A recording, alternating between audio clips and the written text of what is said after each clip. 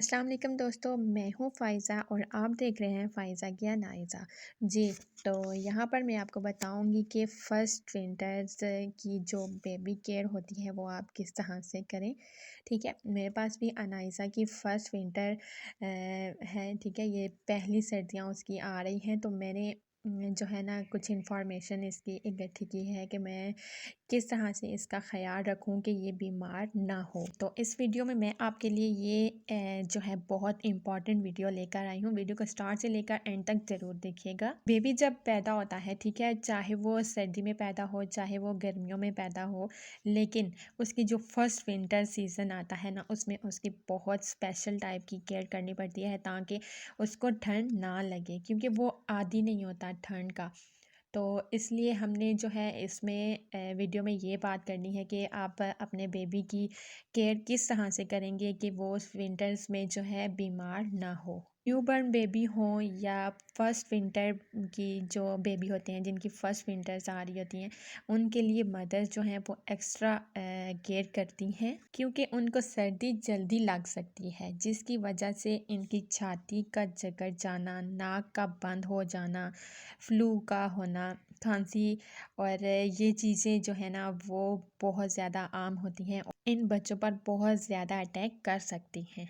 जी, तो हम आज इस वीडियो में ये बात करेंगे कि लोग किस तरह से अपने बच्चों को सर्दियों में इन बीमारियों से बचा सकते हैं। बात करते हैं न्यूबॉर्न बेबी की। जो फर्स्ट सर्दियां होती हैं जिनकी, आपको चाहिए कि बेबीज़ को बहुत अच्छे से पैक करना चाहिए, वो अंदर हो या बाहर हो, लेकिन आपने उनको बहुत अच्छे से पैक करना है, क्योंकि बेबीज़ को जो सर्दी होती है ना वो लगती है, सर से लग सकती है, कानों से हवा जाती है, नाक से हवा अंदर जाती है। अगर आपकी बेबी का सीना नंगा है, ठीक है, हवा जा रही है अंदर आपकी बेबी की छाती में, तो तब भी आपके बेबी को जो है ठंड लग सकती है। तो इसलिए ये वाली जो चीज़ें होती हैं ना वो आपने बच्चों की बहुत अच्छे से पैक करनी है। पैक का मतलब कि आपने उनको बहुत अच्छे से कवर करना है, ठीक है, ताकि उनका इन चीज़ों में हवा ना जाए। और कोशिश करें कि जिन दिनों में ठंड ज़्यादा हो, ठीक है, तो आपने अपने बच्चों को बाहर लेकर नहीं जाना। कोशिश यही करनी है कि आपने अपने बच्चों को बाहर ना लेके जाएं जहाँ पर उनको ठंड लग सकती है। अंदर ही घर में रखें। कोशिश करें कि खुली ओपन एरिया जो होता है वहाँ पर आप इनको ना लेकर जाएं, और स्पेशली रात के टाइम और सुबह के टाइम आप अपने बेबी की बहुत ज़्यादा केयर किया करें, उसको बाहर इतना ना लेके जाया करें। और अगर किसी वजह से आपको बाहर लेकर जाना पड़ भी जाए तो आप कोशिश करें कि उनका जो नाक है, ठीक है, बाकी तो आप उनको पैक करेंगे, जो नाक वाला एरिया होता है ना उस पे भी आपने जो है कोई रखना है कपड़ा वगैरह, कोई ब्लैंकेट वगैरह इस तरह से रखें कि उनको डायरेक्ट उनके नाक में हवा भी ना जाए, क्योंकि नाक से जब हवा अंदर जाएगी तो एकदम से बच्चा बीमार हो सकता है। अगर बात करें केयर की, तो बहुत नॉर्मल चीज़ें होती हैं जिन पे हमें ध्यान रखना होता है कि हम किस तरह से उनको करेंगे तो हमारे बेबी को जो है वो ठंड ना लगे। अच्छा, सबसे पहले हम मसाज पर आएंगे कि आप बेबी को अपने बेबी को जो है सर्दियों में मसाज किस तरह से करें, दें भी या नहीं। बहुत सारी मदर्स का मैंने सुना है कि वो ये गलती करती हैं कि सर्दी में जो है अपने बच्चों को मसाज नहीं देती, तो ये बहुत बड़ी गलती करती हैं। कम से कम भी सर्दी में भी अगर आप मसाज दे रही हैं तो 2 टाइम ज़रूर दें, सुबह और शाम में, क्योंकि जब हम अपने बच्चों को फुल पैक कर देते हैं तो उसमें जो है वो इतना उनकी जो खून की गर्दिश होती है ना वो इतनी नहीं कर पाती, तो आप जब उनके मसाज करेंगे तो उनके खून की गर्दिश जो है वो बहुत अच्छे से होगी। कपड़े हम उनको एक्स्ट्रा 2-4 पहना देते हैं तो उसमें जो है ना वो उनकी उस तरह से हिल नहीं सकते, हरकत नहीं कर पाते, तो उसके लिए मसाज जो है वो बहुत ज़रूरी होती है। मसाज करने के लिए आप कोई सा भी ऑयल जो है यूज़ कर सकते हैं, जो ऑयल आपके बेबी को सूटेबल होता है आप वही उसके साथ यूज़ करें, और कोशिश करें कि ज़्यादा जो है ना वो वैसलीन अच्छी होती है, तो गर्म रखती है अपने बच्चों को, तो आप जो है वैसलीन के साथ उसके फेस की जो है मसाज किया करें। वैसलीन जो होती है वो गर्म होती है और अपनी गर्मी के साथ जो है वो आपके बच्चों को ठंड भी नहीं लगने देती। और एक बात ये रखिएगा माइंड में कि ओपन एरिया में आप अपने बेबी को मसाज ना करें। बच्चों को हमेशा बंद कमरे में मसाज दें सर्दियों में, और कोशिश करें कि अगर आप उनके कपड़े पूरे नहीं उतार सकती तो आप जो है थोड़े ऊपर करके आप उनका मसाज कर सकती हैं बगैर कपड़े उतारे हुए भी। अब हम बात करते हैं बेबी बाथ की। तो जब आप अपने बेबी को नहलाएंगे, ठीक है, तो आपने क्या करना है कि आपने नॉर्मल पानी गर्म करना है, ठीक है, बिल्कुल ठंडे और बहुत ज़्यादा गर्म पानी के साथ आपने उनको नहीं नहलाना। नॉर्मल पानी आपने जो है इनके लिए गर्म करना है। और ये नहीं कि आपने जो है इसको बेबी को पहले नंगा कर लिया और फिर आपने पानी रखा या चीज़ें वगैरह रखी। आपने ये गलती भी नहीं करनी। आपने बाद में पानी गर्म करके रखना है।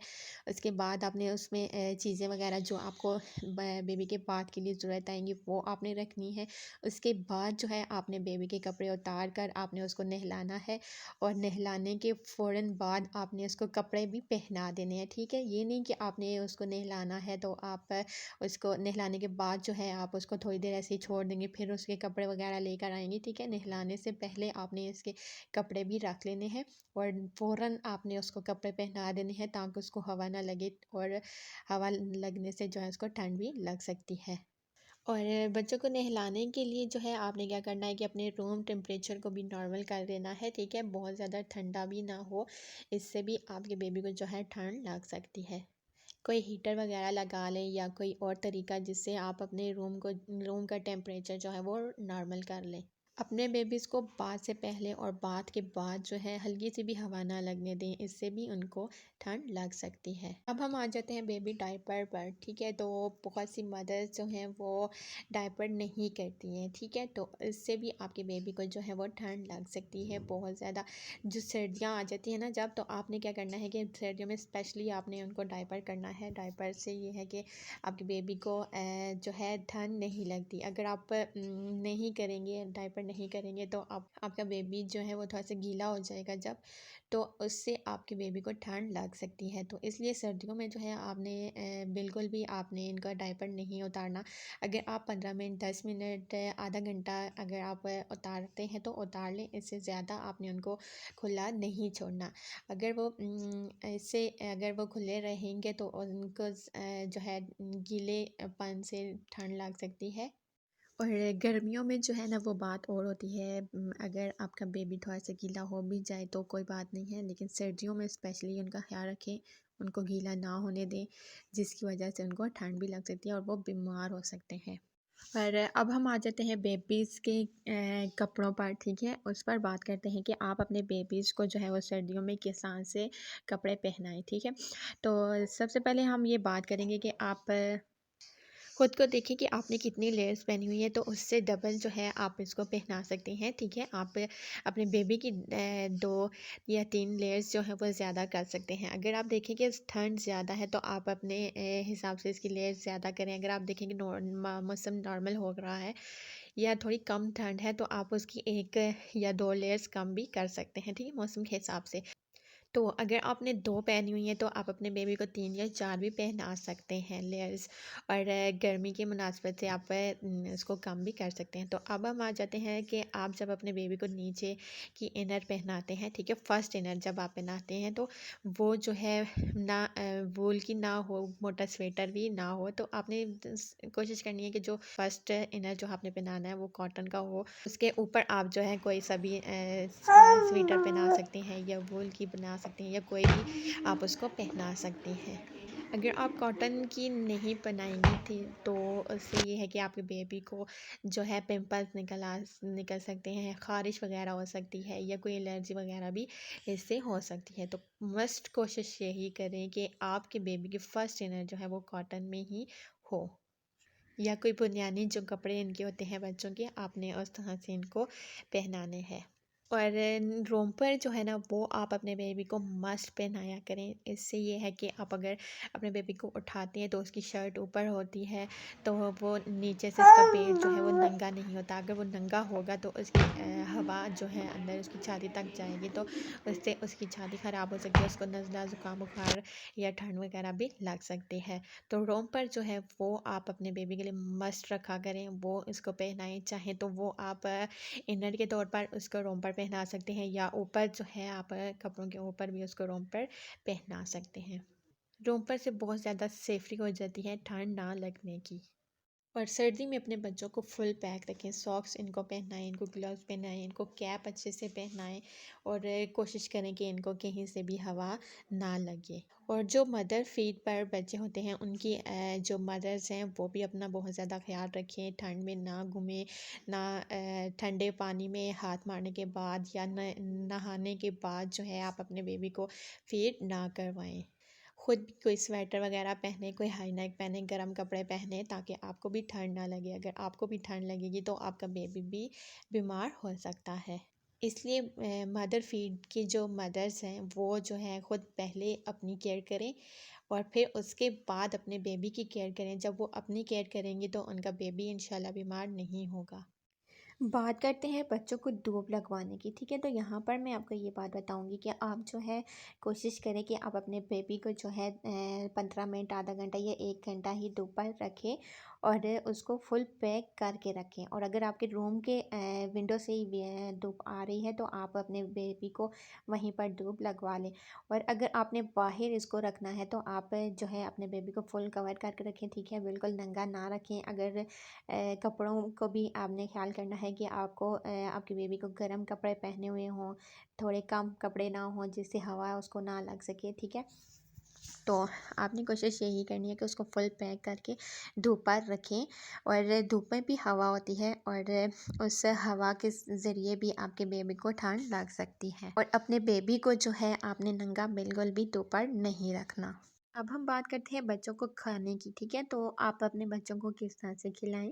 आपने ऑरेंज और बनाना जो है वो नहीं खिलाना, इनकी तासीर जो है वो ठंडी होती है, जिसकी वजह से आपके बेबी का नज़ला ज़ुकाम और छाती का पकड़ जाना भी हो सकता है। कुछ भी अगर आप उनको देना चाहें तो वो आप नीम गर्म करके दें। दूध भी आप कोई खीर वगैरह देते हैं, कोई हलवा वगैरह उनको देते हैं या कोई भी चीज़ आप उनको खाने के लिए दे रहे हैं तो आप उन्हें कोशिश करनी कि वो ठंडी ना हो। नीम गर्म होगी तो उससे जो है आपके बेबी को ठंड नहीं लगेगी। अगर आप ठंडी चीज़ देंगे तो आपके बेबी को उसमें ठंड लग सकती है।